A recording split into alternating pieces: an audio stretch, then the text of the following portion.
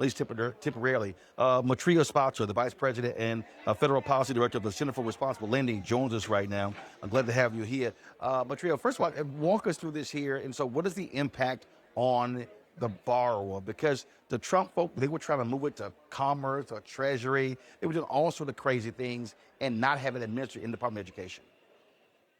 Yeah, well, no, first of all, thank you so much for letting me be here today, Roland, to talk about this ruling. I have to tell you that the jury is actually still out on what the ultimate impact is. And that's because right now, the administration has been very, very silent about their next steps. The reality is that they can choose to appeal the judge's ruling. And if so, we'll be back in court once again. But if they do not, the other alternative is that they could issue a rulemaking and try to stop the SAVE program that way. And then finally, just as a matter of law, under the big, brutal bill passed by this administration last year, in July 1st, 2028, the SAVE program will terminate as a matter of law anyway. So the truth is that right now, for the 7 million student loan borrowers who are still on the SAVE program, they're very much in limbo. And so for the borrower, okay, what is the impact right now? What happens to them? Are they just sort of waiting to see this for this court stuff to finish? So the answer is that yes, because the administration has not acted to fully reinstate the SAVE program. However, that does not mean that borrowers should not try to reach out to the administration and request activity on their program. So it remains to be seen yet if borrowers are still going to be permitted to make payments consistent with the SAVE program, or whether or not they are actually going to receive forgiveness that's required under the SAVE program. And that's just because the administration has been silent as to what their next steps are. Um, last question. In terms of how should borrowers be preparing for themselves right now? What should they be doing, depending upon how what direction this thing goes in?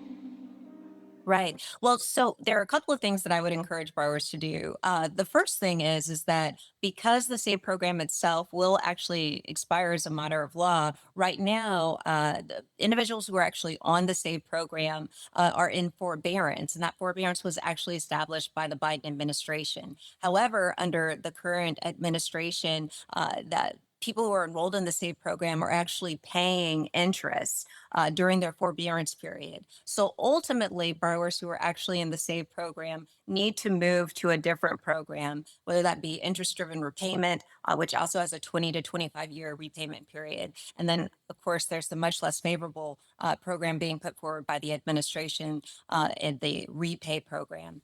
So on a long-term basis, borrowers need to move. On a temporary basis, in terms of those who actually are close to qualifying for relief immediately under the SAVE program, the answer is to be candid with you, they need to stay tuned to what's happening in the case and see what the administration's next move is, because they might, in fact, if you are close to relief, incur a legal right to receive that relief based on the court's ruling. I wish I Let's had go to some clearer questions from the answers for panel you, first off. but It's all good. It's all good. Let me go questions from my panel. Let me start. Let me start with Ome Congo. Thank you so much for this. This is very helpful for someone like myself, student loans, grad school, and all of that type of stuff. So the question I have for you, honestly, like given your expertise and everything that you have seen, how optimistic are you that this administration is not just going to try some other shenanigans to try to stiff people and garnish their wages, regardless of what these courts say?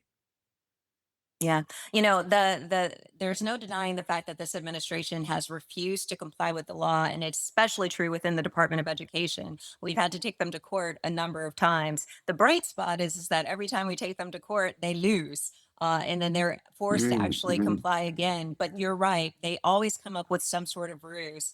The thing that I would say to you again is if you are close to receiving a relief under the SAVE program, it is really important that you pay attention to the particulars of the case. However, if you have an extended period of time still left on your student loan forgiveness under an income driven repayment plan, ultimately, because the program itself expires in July of 2028, you need to move to a different program. Velma, Do you believe that the pressure behind this, behind them removing this relief for student loan borrowers, were on the racial side of things? Because we know that African Americans carry a lot of student loan debt because of qualification issues, whether it's your parent, you being a first time college student, or your parents don't have the funds to send you to college, you don't qualify for scholarships. So we know that primarily African Americans or even other minorities utilize the student loan aspect of funding their education. So when I'm looking at it from the outside, I'm like, this seems like this is a target to try to continue to withhold African Americans or minorities to keep them in a melting pot for them to stir in order to keep them depressed into a system that is going to continue to have them in debt. Yeah, no, I think that's a really important point. And there is no denying that this administration has certainly attacked people of color and especially African Americans through all of its DEI policies, and especially its attack on higher education, which interestingly enough seems to be uniform regardless of race. This is an administration that is against higher education in general. But the one thing that I think we have to consider when we think about the administration's policies is that we actually have the highest unemployment rate for African Americans in the United States right now since the pandemic in 2021. There is an affordability crisis that it continues to kind of permeate despite the administration's acknowledgments for almost every American. And you have African Americans who have a higher student loan debt because of the historical discrimination against us and the lack of wealth that we have been able to receive as a result of that discrimination. When you put all of those things together, it creates a perfect storm. And that perfect storm, you're right, has definite impacts for African American families and young African Americans who are actually just stepping out into the labor and employment force. And so, on a long term basis, making modifications to the student loan program, creating an income driven repayment program that works and is affordable for people has to be the goal. And it is an important component of how we achieve economic mobility and justice in the United States for African Americans. Eugene. In that there's you're fighting the legal fight, but ultimately the program expires in 2028. Do you think that probably the best solution moving forward is going to be an act of Congress to solidify things? Yeah, and I think that ultimately, obviously, it was an act of Congress that undid the SAFE program, and there's certainly hope that under the incoming Congress, there might be an opportunity to revisit these issues. And then also, to be candid with you, there will be efforts to once again even stop the administration's new proposals in the courts, and we will certainly continue to play a part in that. All right, then. Well, we surely appreciate it. And just keep us abreast of exactly what happens. Thanks a lot.